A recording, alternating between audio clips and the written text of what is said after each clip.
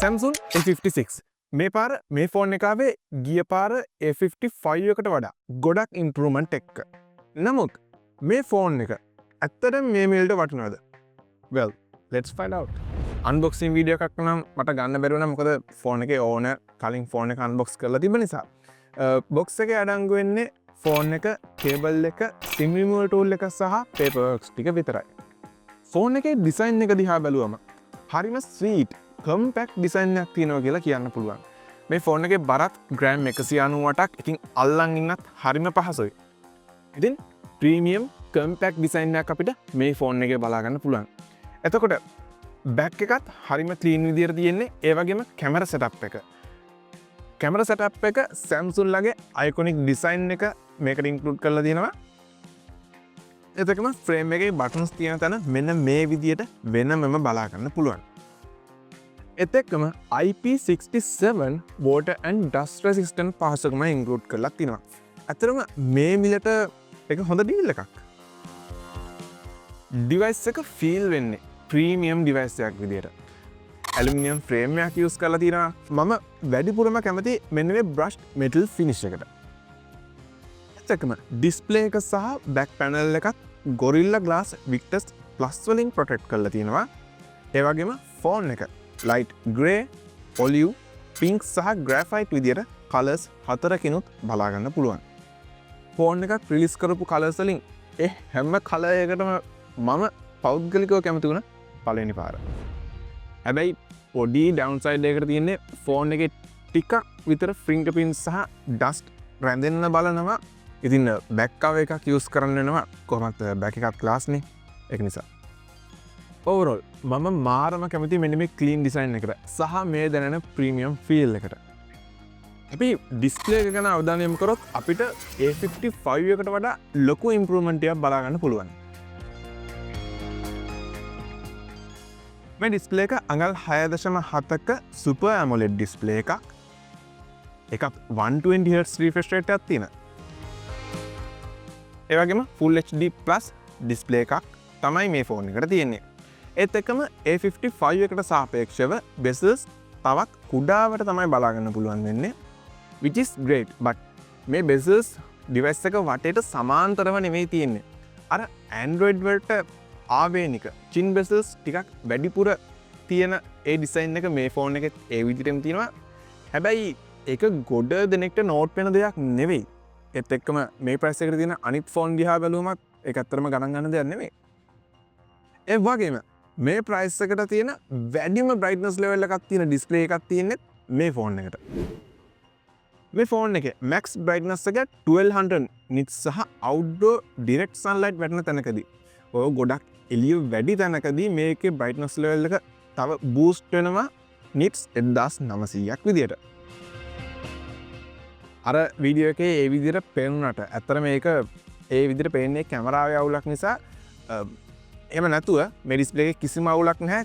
දවල්ට ගියවුවේ වුණත් හැම අස්සක් මුල්ලක්ම කිසිම ප්‍රශ්නයක් නැතුව බලා ගන්න පුළුවන්. ඒකම තවත් ස්පෙෂල් ෆීචර් එකක් තමයි under display fingerprint sensor එක.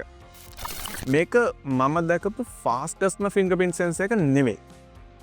බයි මේ මිලට පරිම සාධාරණයක් කරපු sensor එකක්. ඉතින් ඩිස්ප්ලේ එකේ අනෙකුත් details අපිට මෙන්න මේ විදියට බලා ගන්න පුළුවන්. ඒත් එක්කම කියන්න ඕනේ social media, YouTube, එතකොට films වලදී හැම සුපිරිම quality එකක් සහ ඇත්තම colors, black color එක හැම ඇත්තම විදියට අපිට මේ ෆෝන් එකේ බලා ගන්න පුළුවන්. මොකද HDR10 Plus සහ තවත් ගොඩක් දේවල් මෙන්න මේ ඩිස්ප්ලේ එකට Samsung ලා ඉන්ක්ලූඩ් කරලා තියෙන නිසා. performance මොන දේ කොහොම තිබ්බත් වැඩක් නැහැ performance හරියට නැත්තම්. ඉතින් ඔය දන්නවනේ ගිය අවුරුද්දට වඩා මේ පාර 112ක NPU ඉම්ප්‍රූව්මන්ට් එකක් තියෙනවා AI. එතකොට 117ක GPU ඉම්ප්‍රූව්මන්ට් එකක් තියෙනවා gaming. සහ 118ක CPU ඉම්ප්‍රූව්මන්ට් එකක් තියෙනවා. ඉතින් මෙන්න මේ හාස්කම කරලා තියෙන්නේ Samsung ලගේ Exynos 1580 කියන 4 nanometer chipset එකෙන්. එතකම ෆෝන් එක කූල් කරන්න කලින්ට වඩා 15%කින් විශාල වේප චේම්බර් එකකුත් මේ කට්ටිය යූස් කරලා තියෙනවා. ඇත්තකම ඔක්ටකෝ CPU එකක් සහ Xclipse GPU එකකුත් අපිට බලාගන්න පුළුවන්. ඒවගේම 6GB 8GB හෝ 12GB LPDDR5 RAM සහ UFS 3.1 128GB හෝ 256GB storage version කිහිපයක්ම මෙන්න මේ ඩිවයිස් එකට ඇවිත් තියෙනවා.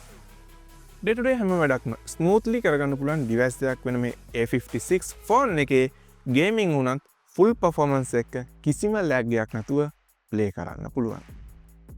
මේ හැම දෙයක් එක්කම මම දැකපු තවත් හොඳ Android ස්කින් එකක් තමයි මේ One UI කියන්නේ. ඉතින් මේ ෆෝන් එකට Android 15 එක One UI 7 හම්බ වෙනවා. ඒත් එක්කම මේජර් Android අප්ඩේට් 6ක් ලැබෙන්න නියමිතයි. Pixel වලට පස්සේ වැඩිම අප්ඩේට්ස් ලැබෙන ඩිවයිස් එකක් සහ හොඳම සිකියුරිටි එකක් වගේම කස්ටමයිස් පැත්තෙනුත් ඉස්සරහින් මෙන්න ඩිවයිස් එකක් තමයි මෙන්න මේ Samsung Galaxy A56 කියන්නේ. AI ගැන කිව්වොත් අර ෆ්ලෑෂ් ඉට් තරම්ම නැති වුණත් AI ෆීචර්ස් කිහිපයක්ම තියෙනවා. ඒවා ඇත්තටම ගොඩක් හොඳ AI ෆීචර්ස්. උදාහරණයක් විදිහට object eraser,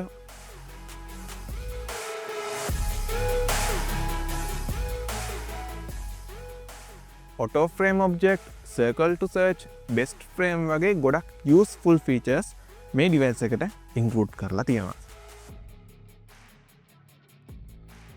ෆෝන් එකේ ස්පීකර්ස් උනත් අවුලක්ම නැහැ. ගොඩක් loud dual speaker system එකක් තමයි තියෙන්නේ. කැමරාව කලින්ට වඩා නම් ඇත්තටම ගොඩක් හොඳයි. බය නැතුව පාවිච්චි කරන්න පුළුවන්. selfie කැමරාවේ image sensor size එක මේ පාර වැඩි කරලා තියෙනවා.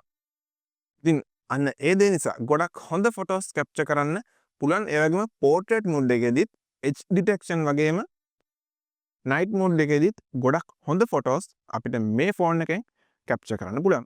ඒත් එක්කම main කැමරාවෙත් ගොඩක් හොඳ dynamic range එකක් තියෙනවා.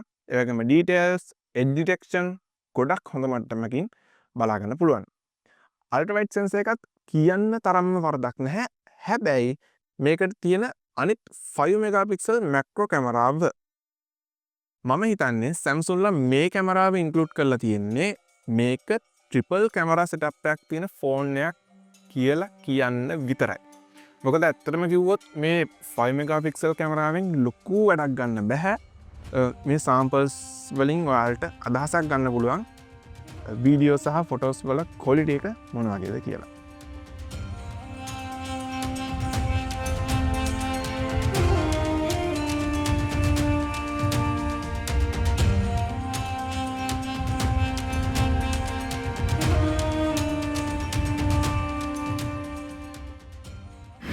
දැන් මේ රෙකෝඩ් වෙන්නේ Galaxy A56 එකේ ෆ්‍රන්ට් කැමරා එකෙන් සවුන්ඩ් රෙකෝඩ් වෙන්නේ මේ ෆෝන් එකෙන්මයි.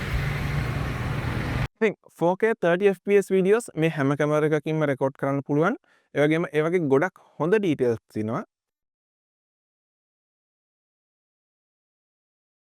ඒ වගේම අපි ෆොටෝ එකක් ගන්නදී අපේ පිටිපස්සෙන් ලොකු එළියක් ආවත් ඒකත් මේ ෆෝන් එකෙන් හොඳට මැනේජ් කරගෙන තියෙනවා. වගේම ජයිරෝ EIS පහසුකමක් මේ ෆෝන් එකට ඉන්ක්ලූඩ් කරන්න Samsung ලා අමතක කරලා නැහැ. ඉතින් මේ හැම දෙයක්ම තිබුණත් වැඩක් නැහැනේ ෆෝන් එක ගොඩ වෙලාවක් යූස් කරන්න බැරි නම්. හැබැයි ඒකටත් බය වෙන්න දෙයක් නැහැ. මොකද Samsung ලා මේ ෆෝන් එකට 5000 mAh බැටරි එකක් ඉන්ක්ලූඩ් කරලා තියෙනවා. ඒකත් 45W fast charging එක. මේ ෆාස්ට් චාර්ජින් නිසා විනාඩි 30ක් ඇතුළත 160ක් දක්වා සහ විනාඩි 68ක් ඇතුළත 100%ක්ම චාර්ජ් කරගන්න පුළුවන්. මේ ෆෝන් එක මේ මිලට ලොකු සාධාරණයක් කරලා තිනවා. ලස්සන ඩිසයින් එකක්, සුපිරි ඩිස්ප්ලේ එකක්, බැලන්ස් පර්ෆෝමන්ස් සහ ට්‍රිපල් කැමරා සෙටප් එකක්. ඒ වගේම දවස පුරාම පාවිච්චි කරන්න පුළුවන් බැටරියකුත් මේ ෆෝන් එකට ඉන්ක්ලූඩ් වෙලා තියෙනවා. ඒ විතරද? ඒ ෆාස්ට් චාර්ජින් අන ඩිස්ප්ලේ ෆින්ගර්ප්‍රින්ට් සෙන්සර් එක මේ වගේ ගොඩක් ෆීචර්ස් මේ ෆෝන් එකේ ඉන්ක්ලූඩ් වෙනවා. ඉතින් ඔයා මොකද හිතන්නේ මේ ෆෝන් එක ගැන? මේ ෆෝන් එක ඇවිල්ලා දැන් ටික දවසක් නෙවෙයි අතට මාස කිහිපයක්. ඉතින් සමහර විට ඔයා මේ ඩිවයිස් එක පාවිච්චි කරනව වෙනත් පුළුවන්. ඔයාගේ අදහසත් පහලින් කමෙන්ට් කරන් යන්න කියනවා. අදට මේ වීඩියෝ එකෙන් සමගන්නවා.